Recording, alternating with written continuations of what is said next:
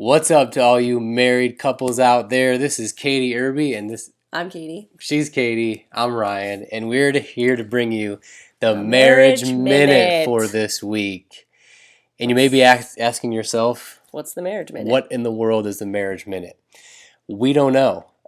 Just kidding. We'll explain that to you now, and then we'll take you through it, and it'll be a short video for you this week. But the Marriage Minute is just a short video talking about a brief concept to help us live out the scriptures in terms of loving our spouses and respecting each other.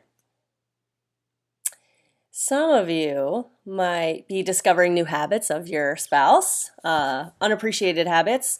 Some of you might be fighting all the time. Some of you might be living in the same space but not connected at all. Some of you might be doing great.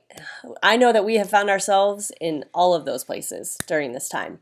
And so we are trying to implement a few things in our marriage to stay connected, stay close, and to grow through this time. And we thought we would share those things with you. And we're marriage experts, and so we know everything about marriage. No, we're not. Not even close. Sorry. But we're trying. Yeah. We have some things that we've implemented in our marriage and that we've shared with other people that they found helpful. And so here you go. But this is based on Ephesians 5:21 through 33, which the scripture talks about submitting to one another out of reverence for Christ. The command in there is for husbands to love their wives and for wives to respect or have reverence for their husbands. And so to practically live that out, what we're going to talk about today is this idea from John Gottman's 7 Principles for Making Marriages Work. It's called Rituals of Connection. Now, you may be asking yourselves, what in the world is a ritual of connection?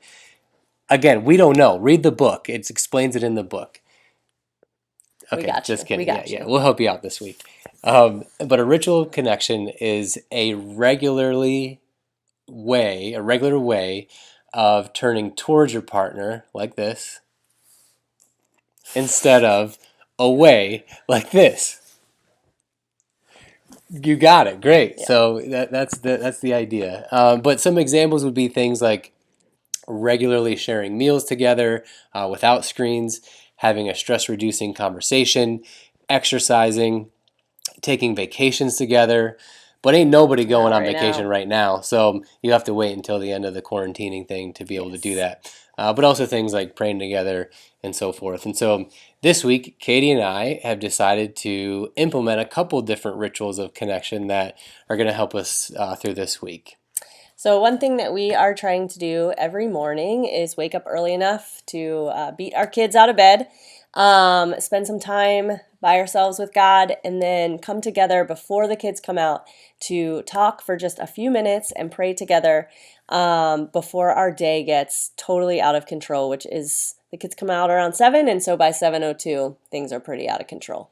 But that never happens. Well, Maybe this week, but yeah. we'll see.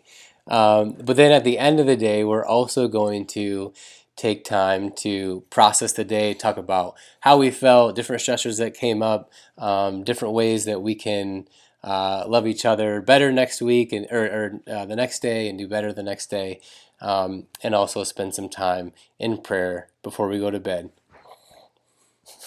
But anyway, that's our Marriage Minute for this week. Hope it's helpful. One quick tip. Oh, yes. Keep it simple. Just one thing, one or two things that are very achievable. Don't get overwhelmed. I know sometimes it feels like adding one more thing into the schedule. It can be overwhelming, but just keep it super simple and pick something that you can absolutely make happen. So, again, hope it's helpful, and we look forward to seeing you all hopefully again soon. Much love, and see you next time.